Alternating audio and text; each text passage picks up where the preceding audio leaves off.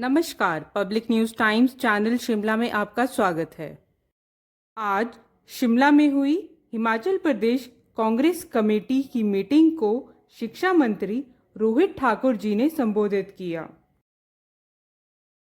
जहां कांग्रेस पार्टी ने समस्त हमारे चाहे पार्लियामेंट के 4 सीटों की घोषणा की बात हो, चाहे 6 जगह जहां पर उपचुनाव हो रहे, बाई इलेक्शंस हो रहे हैं, सभी जगह अपने पार्टी के नॉमिनीज की घोषणा कर चुके हैं। और निश्चित रूप में मैं समझता हूं जिस तरह से एक प्रारंभिक जिस तरह का मैं समझता हूँ आउटकम आ रहा है, लोगों का रुझान आ रहा है, वो कांग्रेस पार्टी के पक्ष में आ रहा है। और साथ ही साथ जहां आपने शिमला पार्लियामेंट्री कॉन्स्टिट्यूंसी की बात कही है, इसमें तो मैं समझता हूँ प्रथम चरण में हमारे जो हमने जो अपने कैंडिडेट्स अनाउंस किए थे, उसमें हमारे मंडी संसदीय क्षेत्र से विक्रमादित्य सिंह जी और हमारे शिमला संसदीय क्षेत्र से विनोद सुल्तानपुरी जी, तो मैं समझता हूँ लगभग कोई 15-20 रोज़ पहले उनकी घोषणा हो चुकी थी। और इन दोनों कैंडिडेट्स ने मैं समझता हूँ लगभग प्रथम चरण में अपने पूरे संसदीय क्षेत्र के अधिकतर चुनाव क्षेत्रों में भ्रमण कर दिया है। बहुत पॉजिटिव एक मैं समझता हूँ अच्छा रुझान है। और साथ ही साथ जो आज बैठक हमने अपनी आज रखी है शिमला संसदीय क्षेत्र की, उसमें हमारे जो इंचार्जेस है, हमारे जो ऑब्जर्वर्स है, पर्यवेक्षक है, उनकी बैठक है, ताकि मैं समझता हूँ ज़मीनी स्तर पे हम फीडबैक ले सकें, क्योंकि अब इसके बाद मात्र लगभग कोई 20 दिन के आसपास की अवधि रहेगी। और इस अवधि के बीच में हमारा नॉमिनेशन भी 13 तारीख को विनोद सुल्तानपुरी जी अपना नॉमिनेशन फाइल करेंगे। और उसके उपरांत हमारी एक जनसभा चौड़ा मैदान में भी प्रस्तावित है। और ये 20 दिन का हम अधिक से अधिक जनसंपर्क कैसे करें, इसके बारे में मैं अपने सभी जो शिमला संसदीय क्षेत्र के जो ऑब्जर्वर्स हैं, इंचार्जेस हैं, उनसे फीडबैक लूँगा। निश्चित रूप में इस बारी मैं समझता हूँ सूर्य उदय होगा। और जो जैसे आपने कहा कि 3 मरतबा आपके लगभग कोई 15 वर्ष की अवधि आपकी जो वर्तमान हमारे संसदीय क्षेत्र से जो सांसद रहे, भाजपा के रहे, और निश्चित रूप में जो कार्यकाल रहा हमारे भाजपा के सांसद का, विशेष रूप से जो 5 वर्ष का पीरियड निकला है, समय अवधि निकली है, पूर्ण रूप से निराशाजनक रहा है। चाहे उसमें MP लेड की डिस्ट्रीब्यूशन की बात हो, आपके उदाहरण के तौर पे आपने देखा होगा पिछले चुनाव 2019 में सर्वाधिक जो लीड हमारे भाजपा के प्रत्याशी को मिली थी, वो नालागढ़ विधानसभा क्षेत्र से लगभग 41,000 वोटों की लीड भाजपा प्रत्याशी के पक्ष में थी। और उसी प्रबुद्ध क्षेत्र नालागढ़ में लगभग 46 पंचायतें, 46 पंचायत है। और उन 46 पंचायत में भी 27 ऐसी पंचायतें जहां पर एक भी रुपया आपका MP लेड के माध्यम से 5 वर्ष में उन्होंने बंटित नहीं किया। और यही पूरी दशा, चाहे वो सिरमौर की बात हो, चाहे ज़िला शिमला की बात हो, मैं समझता हूँ बहुत ही अनइवन तरीके से पैसे का बंटन किया गया। और जहाँ दिया भी गया, मात्र अपने कार्यकर्ताओं को दिया गया। और जो हमारे मुद्दे थे विशेषकर आपके शिमला संसदीय क्षेत्र के, चाहे उसमें सिरमौर की बात करें, चाहे हम सोलन ज़िला की बात करें, शिमला ज़िला की बात करें, जो पब्लिक अनाउंसमेंट्स हमारे भाजपा के नेताओं की रही, चाहे उसमें मोदी जी की बात आती है, चाहे इनके अन्य शीर्ष नेताओं की बात आती है, कहीं पर भी मैं समझता हूँ हमारा पक्ष लोकसभा में रखने में असमर्थ रहे। और ये तो दूर की बात रही, साथ ही साथ दर्शन भी नदारद रहे, दुर्लभ रहे। आज मैं समझता हूँ इन सभी बातों को लेकर जनता जनार्दन ने अपना मन बना दिया है कि हमने अपना आशीर्वाद हमारे युवा प्रत्याशी, कांग्रेस पार्टी के प्रत्याशी विनोद सुल्तानपुर जी को देना है।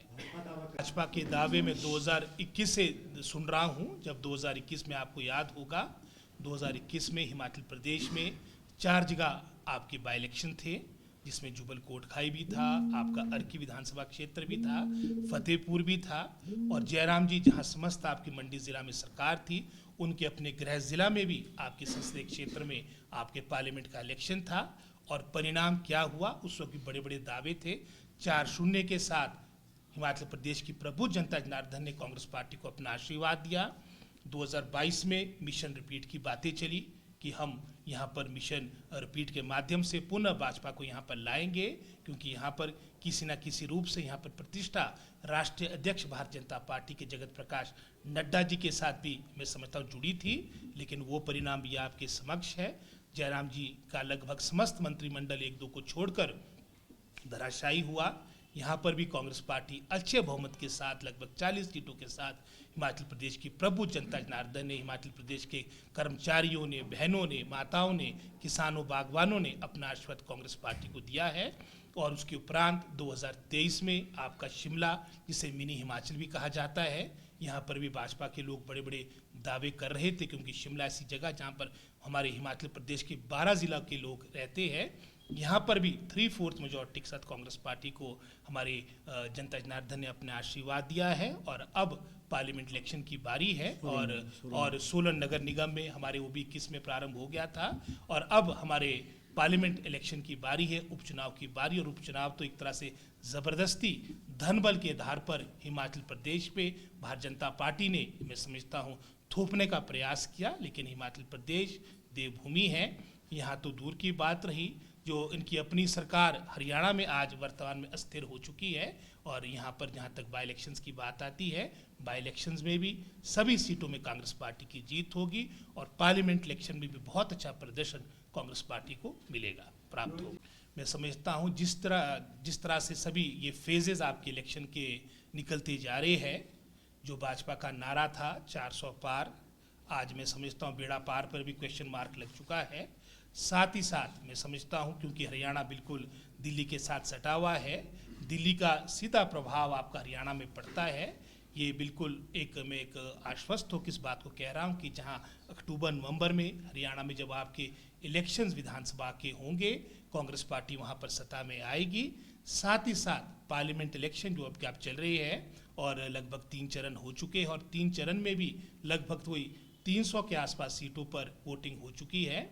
चौथा चरण शायद 15 तारीख के आसपास है और जो मुख्यतः एक तरह से 50% से ऊपर वोटिंग हो चुकी है। और निश्चित रूप से इसमें बहुत बड़ा नुकसान क्षति भारतीय जनता पार्टी की हो चुकी है और मुझे नहीं लगता कि जो अंतिम के जो 3-4 चरण शेष रहे इसकी पूर्ति हो पाएगी। हालांकि भाजपा जो मुद्दे होने चाहिए वो होने चाहिए हमारे आम व्यक्ति से जुड़े हुए, चाहे उसमें हम रोज़गार की बात करें, महंगाई की बात करें, करप्शन की बात करें। लेकिन भारतीय जनता पार्टी जिसके लिए जानी जाती है, धर्म के आधार पर, जाति के आधार पर, ध्रुवीकरण के आधार पर जनता को बांटने का प्रयास कर रही है। लेकिन निश्चित रूप में चाहे वो हिमाचल की जनता की बात हो, भारतवर्ष की जनता की बात हो, उन्होंने मन बना दिया है कि अब जुमलों की सरकार आगे नहीं चलेगी। और निश्चित रूप में जब 4 तारीख का, जैसे अब 4 तारीख के परिणाम की बात आएगी, जिस तरह से भाजपा को 2004 में भी बहुत बड़ा झटका लगा था, इस बार उसे और मैं समझता हूँ तगड़ा झटका आपको 4 तारीख को लगेगा। उस वक्त भी इंडिया शाइनिंग के नाम पे बड़ा प्रचार किया गया, लेकिन जब परिणाम आए तो यूपीए की सरकार डॉक्टर मनमोहन सिंह के नेतृत्व में बनी थी और इस दफ़ा भी कांग्रेस पार्टी इंडिया अलायंस अच्छे प्रदर्शन के माध्यम से अच्छी सीटें हमारे पक्ष में आएगी और आने वाली सरकार हमारी मैं समझता हूँ डेमोक्रेटिक फोर्सेस की, प्रगतिशील पार्टियों की और इंडिया अलायंस की हमारी सरकार केंद्र में बनेगी।